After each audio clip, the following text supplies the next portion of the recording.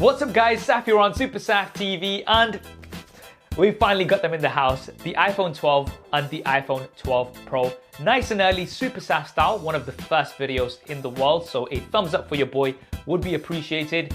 We've got a bunch of new features, including an updated design with flat edges, 5G for the first time on an iPhone, improved cameras, as well as MagSafe technology. We'll be taking a look at all of these in this video. Let's get to it. So the first thing you'll notice straight away is that these boxes are super slim. I mean, I'd say that they are half the size of a traditional iPhone box. Let's check it out. So here we go. We've got an iPhone 11 box for comparison, and you can pretty much fit two whole new iPhones in the same space of the box of the iPhone 11. Now this is of course because we no longer get a charger or earphones included in the box. We'll talk about that a little bit later. Let's firstly get to the unboxing experience. So for the iPhone 12, we have a white box. You've got the front of the iPhone 12 here. And on the iPhone 12 Pro, we've got a full black box. So we'll unbox the iPhone 12 first.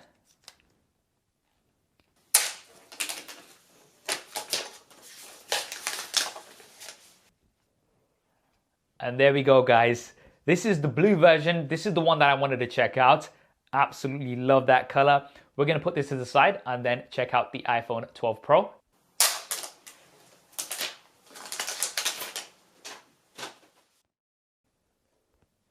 And the iPhone 12 Pro is also in the blue. Apple call this the Pacific blue.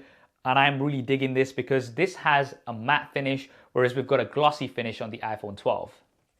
Right, let's lift them outside of the boxes. And inside, all we have is some paperwork, a SIM card tool, as well as an Apple sticker. And of course, there is a USB Type-C to Lightning cable. Now, honestly speaking, I would have preferred if Apple went with USB Type-C to USB Type-C. It's just so much more universal. But I'm assuming they wanted people who already have lots of Lightning cables and accessories to be able to carry on using them. Right, so let's quickly talk about why the charger and earphones are not included. Well, Apple say that this is to save on carbon emissions. By not including these, they've halved the size of the boxes, which means they can get more into all shipments. And in total, they're looking at around 2 million metric tons of carbon emissions saved annually. That's the equivalent of around 450,000 cars off the roads. In addition to that, at the launch event, Apple also said that there are already billions of chargers and earphones out there. And with the use of wireless technologies, wireless charging, wireless earphones, people tend to already have these at home. Now, personally speaking, I'm somebody who has lots of wireless chargers at my house, and I also use wireless AirPods. So for me, this is not a big deal, but of course, I don't speak for everybody. What do you guys think? Do let me know in the comments below. Right, we're gonna take a look at the iPhone 12 first. We're gonna remove this paper screen protector so it's not plastic.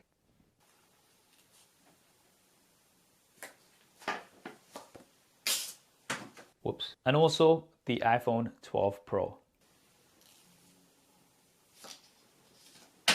And here we are, guys, both the brand new iPhone 12s in hand. Man, I'm super excited.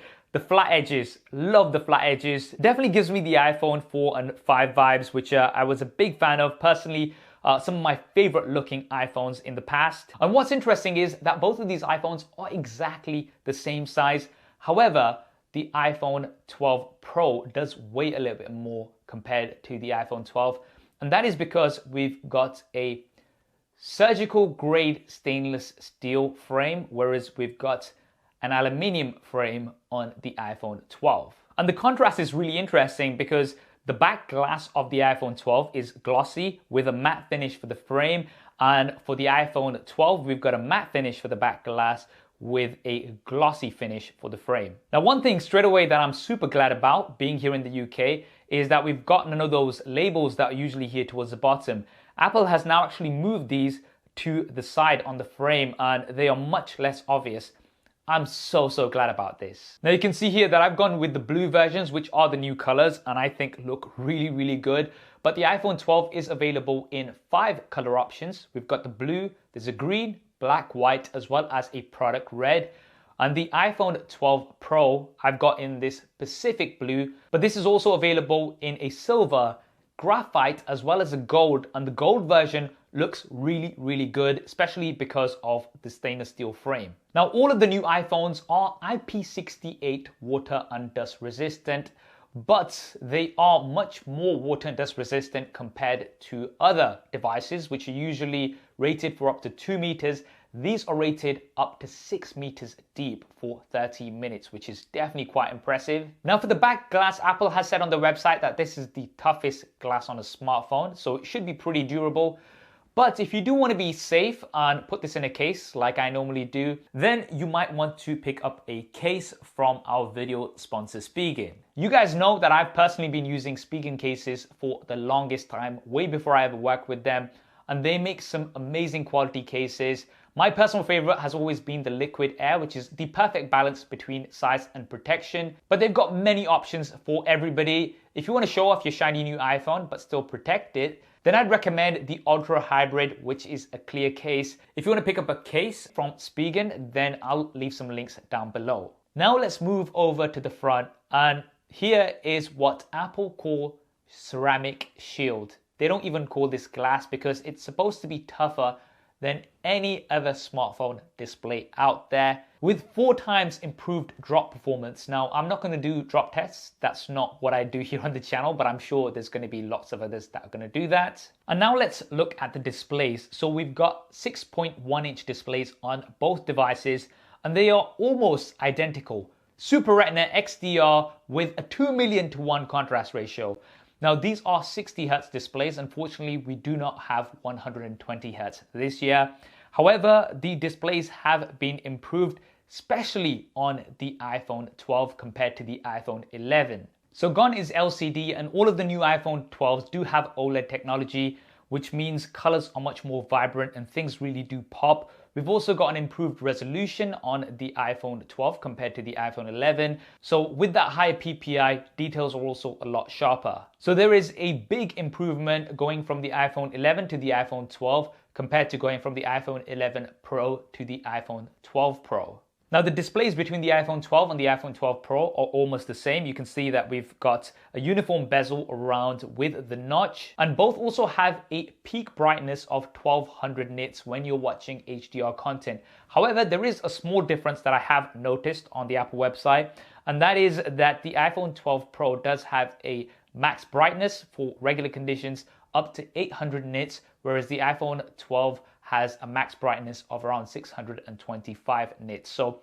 a minor difference, but it's really good to see that the iPhone 12 is now really up there with the displays of the Pro models. Now, a lot of the similarities between these two do continue on the inside. So both of these are powered by the Apple A14 Bionic chip, which is the world's first 5nm chipset, and it is super fast. No doubt these are going to be some of the fastest smartphones out there.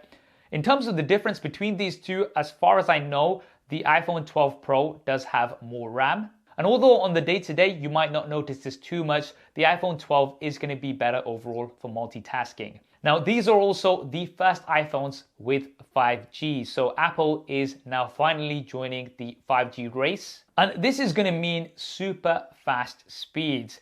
Now, it's really going to depend on your area, whether you're going to be able to fully take advantage of 5G speeds right now.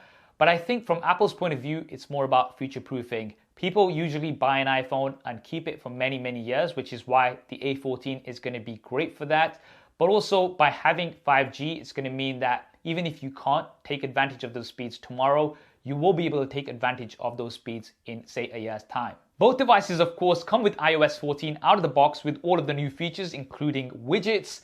And this is something that I really do like about Apple. Apple provides software updates for the longest time. Now let's take a look around the devices. We have a lightning connector at the bottom with one of the 2 stereo speakers. The other one is in the earpiece. On the right-hand side, we have the power button. On the left-hand side, we have the volume buttons as well as the mute switch. And then there is the SIM card tray at the bottom. Both devices do support dual SIM cards, a physical SIM card as well as an eSIM. Now, here within this notch, we do have Face ID. So we don't have Touch ID anywhere. And Face ID, as expected, works really well. And that brings us on to the cameras. So both devices have the same 12 megapixel front-facing camera. This has been improved, so we now have support for Smart HDR3, Deep Fusion, as well as night mode. So you now have night mode from the front-facing cameras. Now, when we move over onto the rear-facing cameras, this is where things get super interesting. So as you can see, we've got 2 rear-facing cameras on the iPhone 12, but we've got 3 rear-facing cameras on the iPhone 12 Pro. All of these cameras are 12 megapixels. I like that Apple keeps things consistent. And the ultra-wide as well as the primary camera are actually exactly the same on both devices. The ultra-wide camera does have a 120-degree angle of view with an f2.4 aperture. And the primary camera does have a wider f1.6 aperture, which means these are going to be able to let in a lot more light. We are looking at around 81% improvement for low light images. Now, in addition to that, night mode is now supported across all the cameras. So this is something that was missing on the iPhone 11 series, something that I did cover in my reviews. Not having night mode for the ultra wide camera was a bit of a downside for me. So it's great that we now have these on the new iPhones. Now, of course, being the Pro model, the iPhone 12 Pro does have some additions. We've firstly got the telephoto camera, which has an f2.0 aperture and 2 times optical zoom. Now, this isn't really much about the zoom in my opinion, it's more about portrait shots. So although you will be able to capture portraits on the iPhone 12, they will be wide angle portraits. And the optimal angle for portraits is what you'll be able to achieve with this telephoto camera. And you guys have heard me say this many times before, but the iPhones have always been some of my favorite devices for portrait shots. So this is something that I'm really excited to test out on the iPhone 12 Pro. In addition to that, the iPhone 12 Pro also has a new LiDAR sensor which detects depth. Now, this is going to give you some great AR capabilities, but in addition to that, it's also going to give you improvements for the cameras. The LiDAR sensor does not rely on light, so this does mean that you're going to have improved autofocus in low light situations, and you'll also be able to take portraits in low light thanks to that LiDAR sensor. Now, of course, guys, as soon as I can, I'm going to be doing a detailed supersaf style camera comparison of the iPhone 12 and 12 Pro versus the competition. If you want to see those videos first, as always, make sure you have subscribed and hit that bell icon.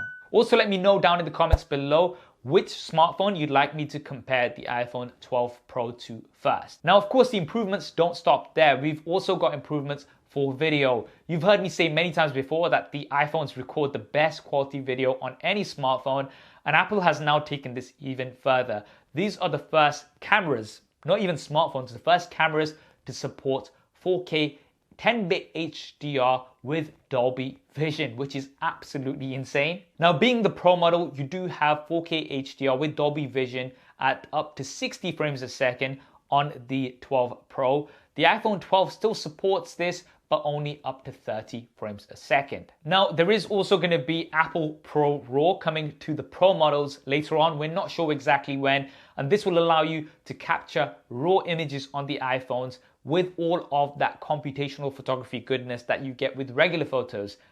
I'm so excited about this. Like, I can't even explain how much of a difference this is going to make to photography on smartphones. Now, one major change that you can't see on the outside but has been made on the inside is MagSafe technology. So Apple has now lined up some magnets inside the new iPhones, and this is going to really help not only with charging but also with lots of new accessories. So all of the new iPhones do support Qi wireless charging, which is great, up to 7.5 watts. But if you do use a MagSafe compatible charger, that is just going to snap on directly to the new iPhones, and that's going to give you the optimal charge, up to 15 watts fast wireless charging. Now, this is not only going to be for official Apple accessories, this is going to be opened up for many third-party accessory makers as well, and I can't wait to see all of the creative solutions that we get. Now, for the wired charging, we do have support for up to 20 watts wired fast charging. Of course, that charger is not included out of the box, so you will have to buy that separately. Now let's talk about the price and the storage options, and also my advice about which one of these you should go for. So the iPhone 12 does start at 64 gigabytes. There is also a 128 as well as a 256 version available.